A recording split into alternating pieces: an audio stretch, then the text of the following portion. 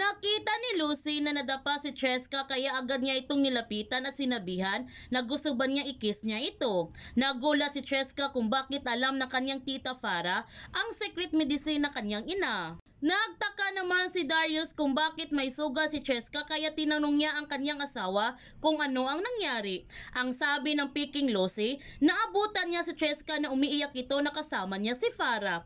Ang pagtatakang sabi ni Darius kung paano ito nangyari, nasa kabila naman siya ng bahay. Kaya nagtanong si Darius sa kanyang anak kung ano ang ginawa sa kanya ng kanyang tita Farah. Nagsinungaling naman si Cheska na tinulak siya ng kanyang tita Farah. Nagawang magsinungaling ang bata sa kanyang ama dahil ito ang utos ng kanyang Peking ina. Samantala, galit na sumugod si Darius kay Farah para pagalitan ito sa ginawa niya kay Cheska. Nagulat naman si Lucy na pinagbibintangan siya nito na tinulak niya ang bata. Kaya kinausap niya si Cheska at sinabihan ito kung ano ang turo ng kanyang ina kung alam niya na may mali sa istorya nila.